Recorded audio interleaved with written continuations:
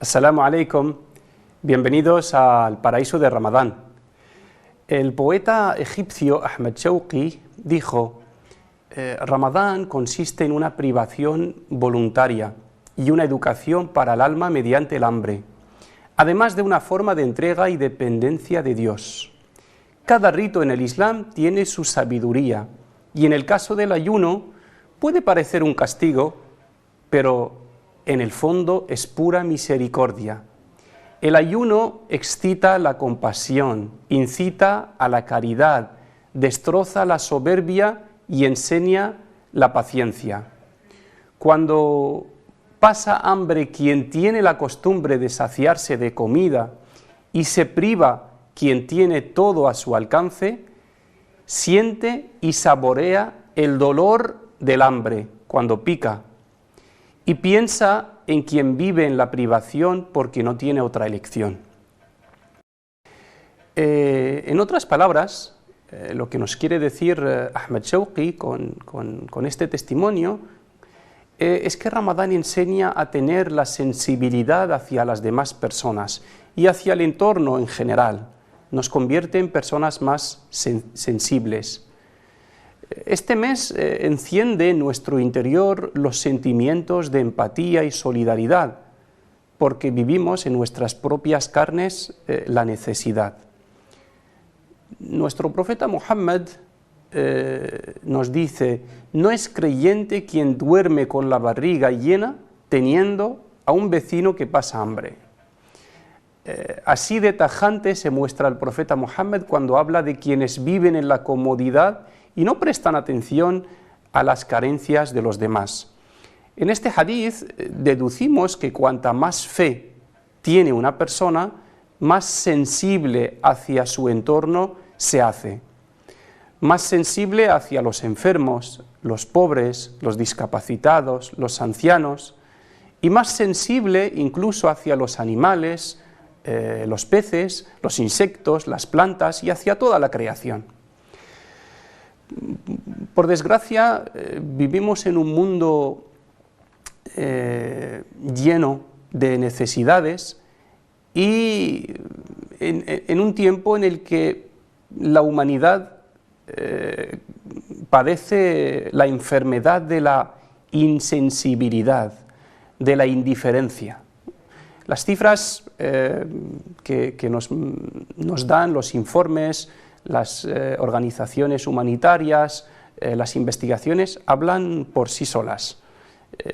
Quiero compartir con vosotros algunas cifras sobre la realidad del mundo en el que vivimos, para reflexionar. Nos dicen que casi la mitad de la población mundial vive con menos de $2,50 al día. Nos dicen que 400 millones de niños viven en la pobreza extrema. Cada año, 6 millones de niños menores de 5 años mueren de desnutrición. Y cada año mueren más de 12 millones de personas a causa de la insalubridad del medio ambiente. 4 millones de personas mueren cada año de enfermedades provocadas por la contaminación del agua. Más de 1.200 millones de personas carecen de abastecimiento de agua básico. Y el 41% de la población mundial, unas 2.500 millones de personas, no tienen acceso a un saneamiento adecuado. 1 de cada 8 muertes en el mundo entero tienen que ver con la contaminación del aire.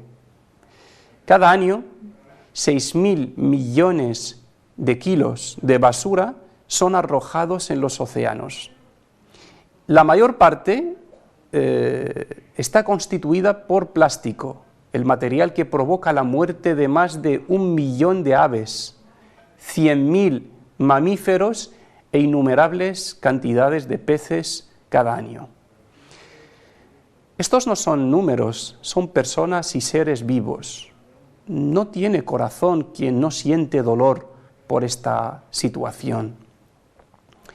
Umar ibn al-Khattab probablemente el hombre más poderoso de su tiempo, porque era el califa del gran imperio islámico de esa época, que abarcaba varios continentes, en un año de hambruna decidió no comer más que pan y aceite mientras hubiera alguien pasando hambre.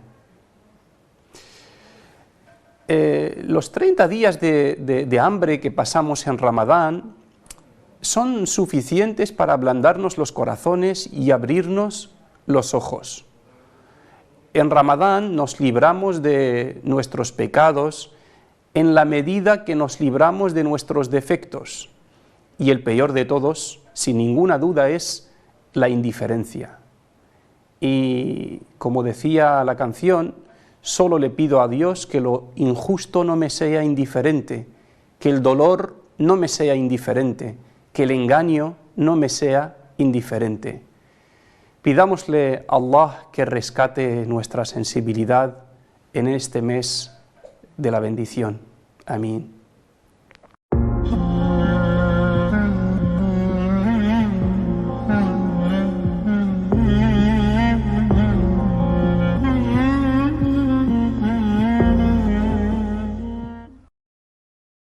Hoy en la sección de Corán vamos a exponer todos los versos que empiezan por Dios ama o Dios no ama. Son versos que reflejan con claridad lo que agrada y lo que le desagrada a Allah. Son mensajes directos que no requieren un gran ejercicio de interpretación. Cuando leemos el Corán debemos pararnos en estos versos y mirarnos ante ellos como si fueran espejos. Preguntarnos cuánto tenemos de las cosas que le agradan a nuestro Creador y cuánto hay en nuestras vidas de las cosas que le desagradan. Vamos a empezar el ejercicio. Vamos a leer algunas ayat que tienen esta forma. Por ejemplo, empezando por un orden del Corán, en la sura de la vaca, Allah dice: Allah no ama a los transgresores, el mu'tadin, los que se pasan de los límites éticos. Se puede interpretar también como los injustos, los extremistas.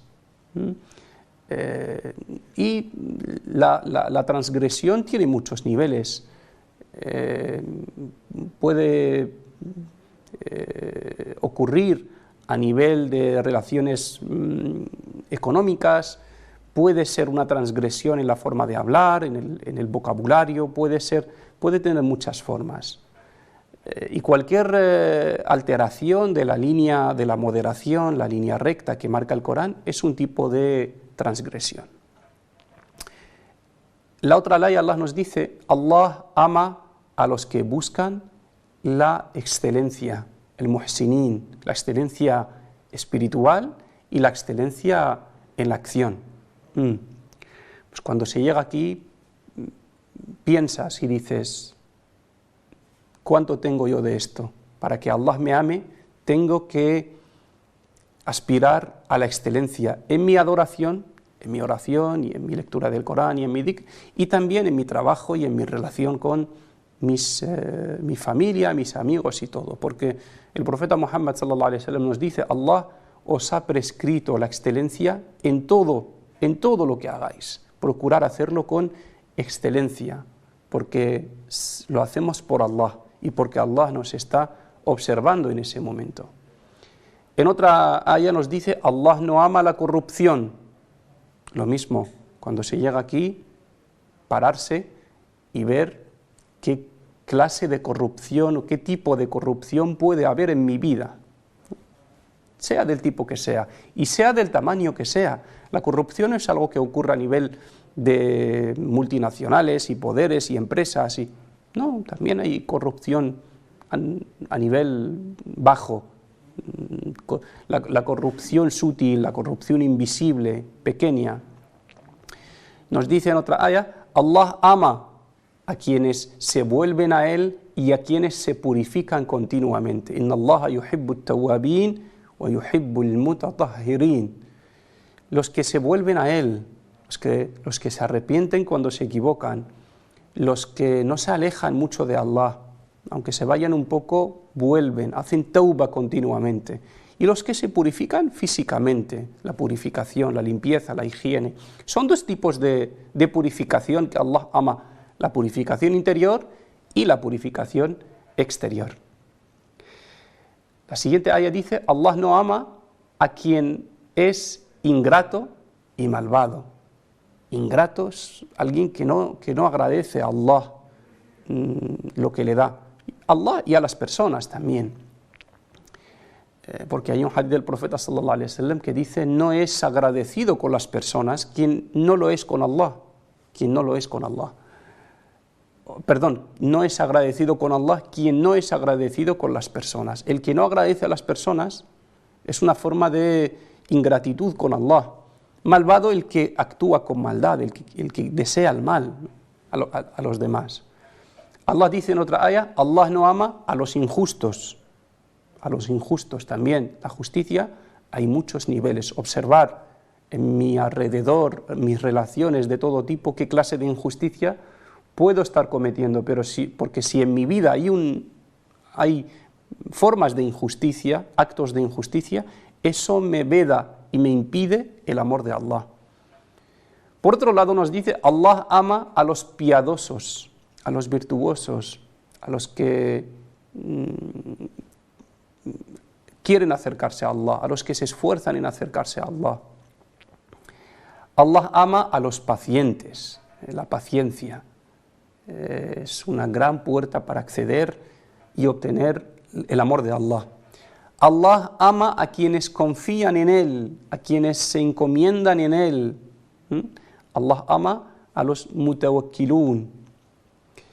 Allah no ama a quien es soberbio, jactancioso, los que se jactan de lo que hacen y lo que son y los que actúan con soberbia. Este es un defecto y una característica que Allah rechaza. Allah no ama a quien es traidor y corrupto, traidor con Allah o traidor con las personas. Allah ama a los justos, Allah ama a quienes defienden la justicia hasta el máximo nivel, incluso cuando sacrifican sus intereses, cuando ser justo vuelve en contra de sus intereses, como nos dice el Corán. Incluso cuando delante tienen a alguien que no les cae bien, o incluso con los enemigos. Ser justos, incluso con los enemigos, nos pide el Corán. Allah no ama a los derrochadores, los que derrochan los recursos naturales, el dinero, los bienes de todo tipo. Aunque tengan acceso a ellos, aunque tengan la capacidad, se lo pueden permitir, pero Allah no los ama. Cuidado con esto, cuidado con esto. El profeta Muhammad vio a un hombre hacer el wudú, la ablución, y le dijo, no derroches el agua. Y le dijo, pero estoy haciendo el wudú, en esto también debemos ser eficientes. Y le dijo, sí, aunque estés haciendo el wudú en un río lleno de agua, la cuestión no es cuánto tengo, la cuestión es el uso que estoy haciendo de eso, ¿no? Incluso si tengo abundancia de bienes, de las cosas, tengo que procurar tener un consumo moderado y responsable. Allah no ama a los traidores, Allah no ama a los arrogantes, Allah no ama a quienes se alegran de cosas vanas. Hay quien se alegra por cometer un pecado, burlarse de los demás, cosas de este tipo que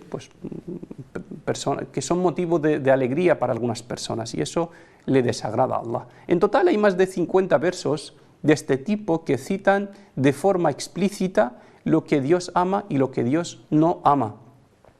Y por supuesto, el resto del Corán entero nos describe lo mismo de otras formas más implícitas. Es decir, no significa que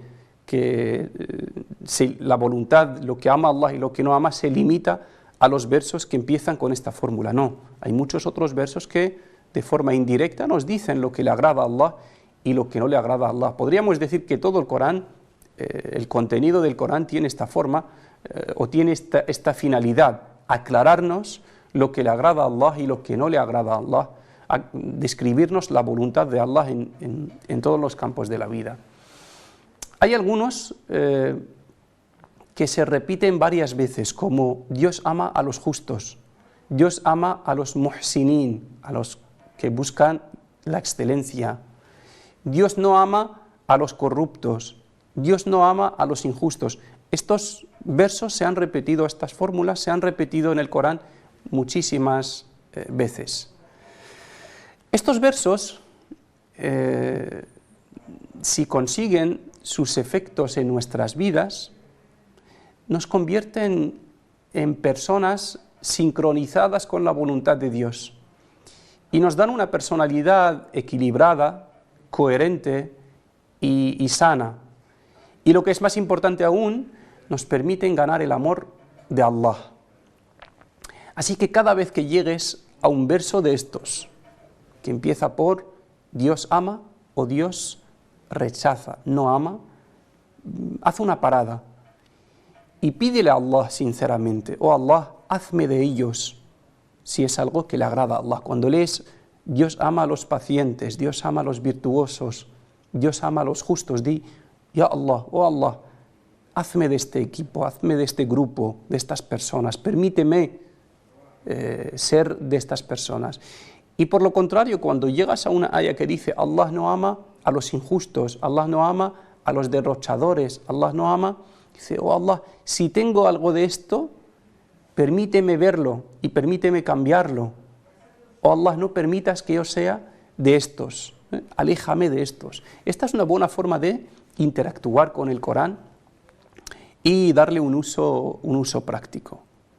Por ejemplo, el profeta Muhammad, cuando leía el Corán, cada vez que llegaba a un verso que hablaba de la gente del paraíso, se paraba y pedía a Allah: oh Allah, te pido ser de la gente del paraíso. Cuando leía algún verso o varios que hablan de la gente del infierno o de la gente injusta, de los corruptos, se paraba y le pedía a Allah: oh Allah, aléjame de ellos, no dejes que sea de este grupo. Así que esta es una nueva forma, una de las técnicas de acercamiento al Corán que nos permiten pues, hacer un uso más práctico de esta fuente inagotable de sabiduría y de enseñanzas.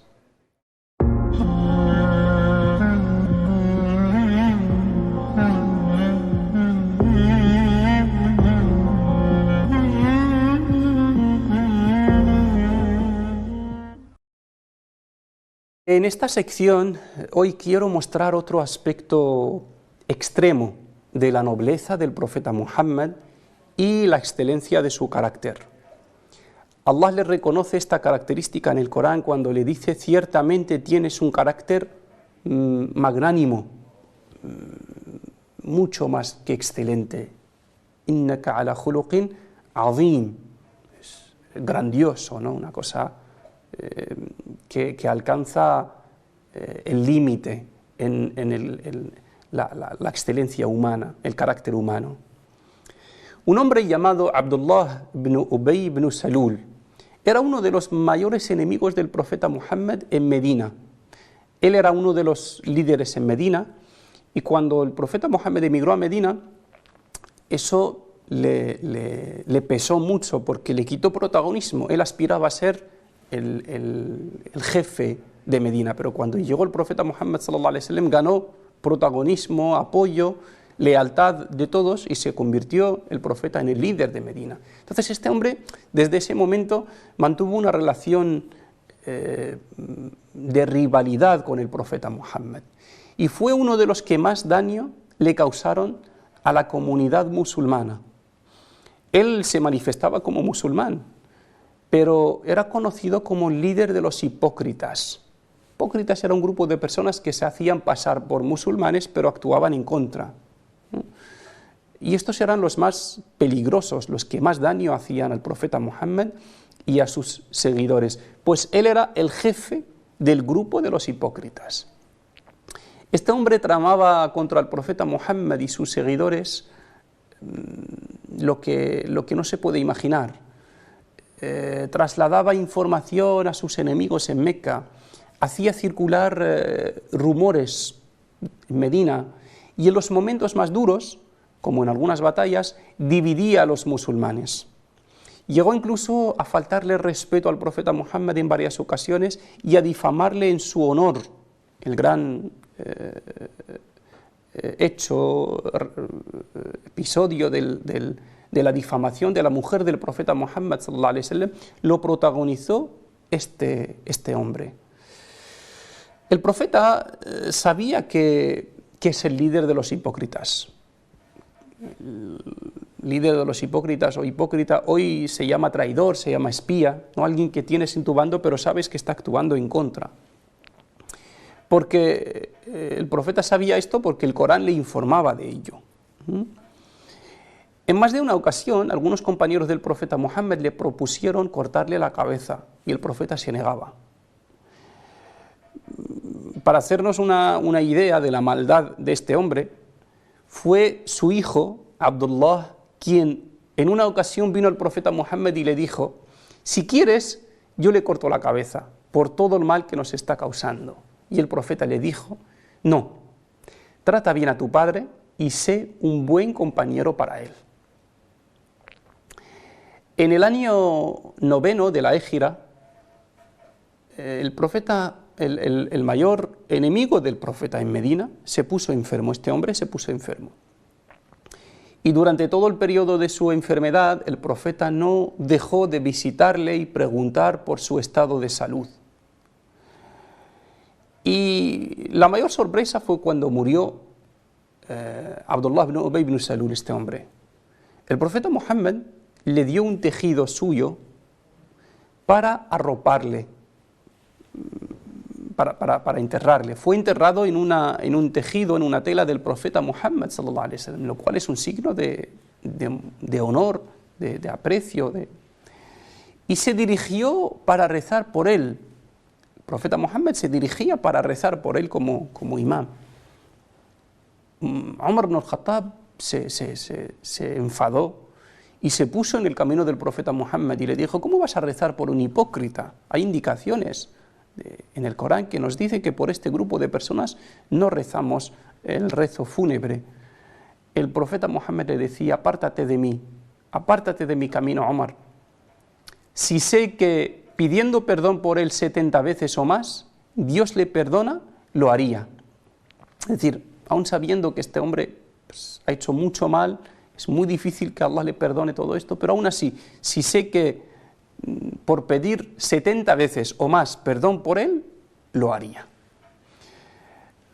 Como digo, esto es un extremo en el comportamiento humano, porque uno puede tener capacidad de perdonar a quien le hace daño 1, 2 veces, 10 veces, pero perdonar a quien se declara enemigo tuyo durante 10 años y te causa toda clase de perjuicios sin parar, es algo difícil, que solo puede salir de alguien que el corazón describe como una misericordia para los mundos. Allah le dice en el Corán al profeta Muhammad: y no te hemos enviado sino como misericordia para los mundos. Bueno, de este episodio de la sira del profeta Muhammad sallallahu alaihi wasallam de hoy tenemos que sacar muchas lecciones. La primera es que la fuerza de una persona se mide por su capacidad de tolerar los errores ajenos y perdonar a los demás. Una persona fuerte es la que es capaz de perdonar y tolerar y hacer la vista gorda y consentir fallos ajenos. El profeta Muhammad nos dice: no es fuerte quien derriba a otro, sino quien se controla en un momento de ira, quien controla su venganza, ¿vale? La otra lección que aprendemos de este relato, el profeta Muhammad nos enseña a que uno debe centrarse en su misión y no dejarse llevar por las provocaciones externas. Si cada vez que uno te provoca, te insulta, te ataca, tú te alteras y respondes y te metes en un conflicto, pierdes mucho tiempo y además no haces nada en la vida. Vas a estar todo el tiempo contestando, respondiendo, buscando razones. No merece la pena todo eso. El profeta Muhammad nos enseña con este ejemplo de 10 años de rivalidad y conflicto con este hombre, es lo mejor que se pueda hacer con estas personas es ignorarlas simplemente, ignorar.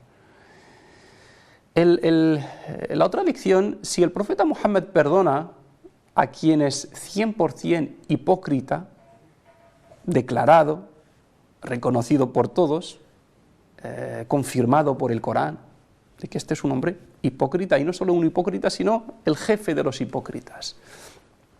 Creo que nosotros, al menos, debemos aprender de esto a no pensar mal de los demás y no ser, a no ser que haya una prueba evidente.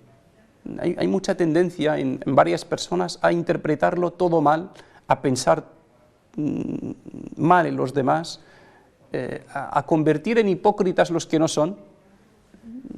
Si uno se declara, dice algo, lo lógico, lo normal es creerlo. No hay razón para pensar en que no, lo que oculta, lo que piensa, su intención es otra. Todo eso, esa parte oculta no hay ninguna razón para meternos en ella. Si el profeta, conociendo esa parte oculta, trataba con el hombre por la apariencia, pues nosotros a veces, sin conocer esa parte oculta, juzgamos por ella y la tomamos en cuenta. Y en la mayoría de las veces nos equivocamos. Así que este ejemplo del profeta nos enseña a tratar de darle una buena interpretación a las palabras y los gestos de los demás y las acciones de los demás. Si uno actúa de una forma positiva, si uno está haciéndolo bien, no tengo ninguna razón para decir, no, es que lo está haciendo por otra cosa, no, es que su intención es otra. Todo eso no me corresponde a mí. El profeta Muhammad nos enseña a guiarnos por las apariencias y creer. Lo normal, la regla general es creer lo que manifiestan las personas en su apariencia. La otra lección que podemos sacar de este hadith también es que el mal que nos hagan los demás no debe justificar que nosotros incumplamos con los derechos que tengan esas personas, con nuestras obligaciones. El profeta Muhammad, aunque este hombre le hizo mucho daño, pero él siempre cumplió con sus obligaciones. Cuando se puso enfermo le visitó, cuando murió le enterró y rezó por él, cumplió por su parte siempre. Y el profeta Muhammad nos dice, no traiciones a quien te traiciona. No traiciones a quien te traiciona. Si alguien te miente, te traiciona, eso no es una justificación para tú darle el mismo trato.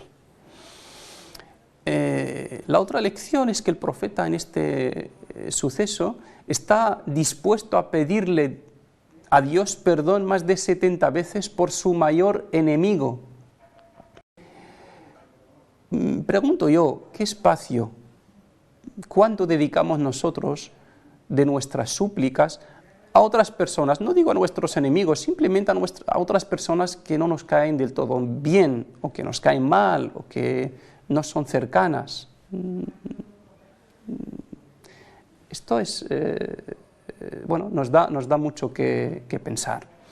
Espero que este magnífico ejemplo de excelencia humana de nuestro maestro y ejemplo a seguir, Muhammad sallallahu alaihi wasallam, nos haga reflexionar sobre el modo de relacionarnos con los demás y nos permita, en el mes del cambio, mejorar y fijarnos siempre en el profeta Muhammad sallallahu alaihi wasallam como guía y como ejemplo.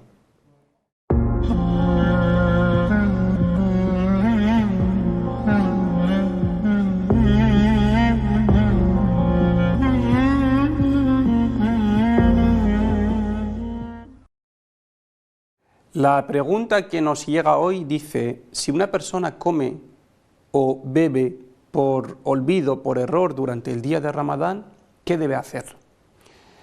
Excepto la escuela malikí, en el resto de escuelas jurídicas, esta persona no tiene que hacer nada, no tiene que repetir, continuar su ayuno de modo normal.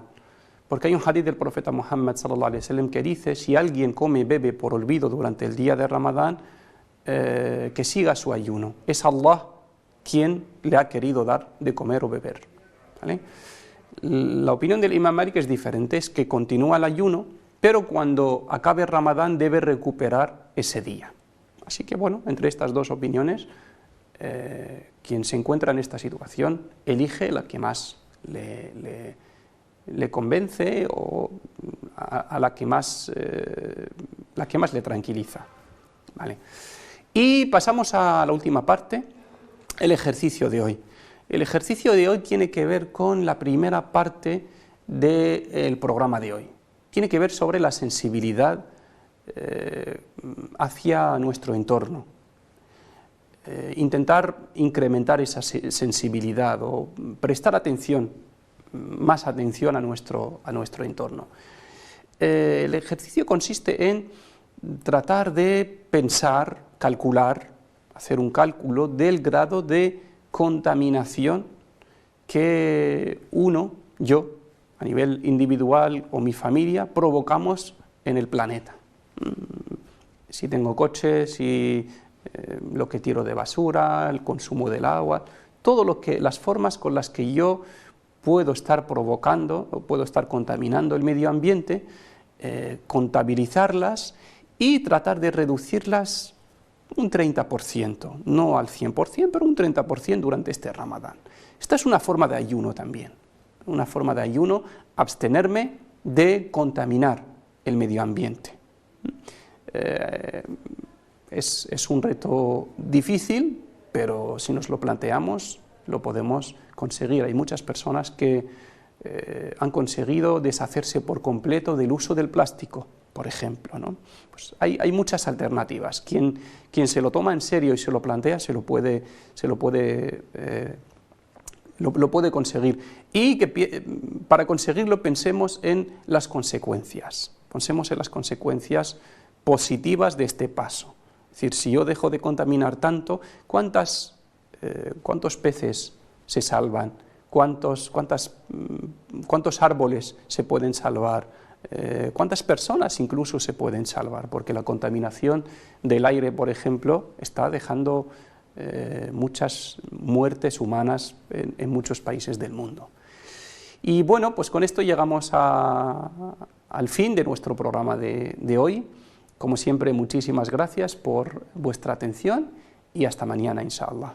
Assalamu alaikum wa rahmatullahi wa barakatuh.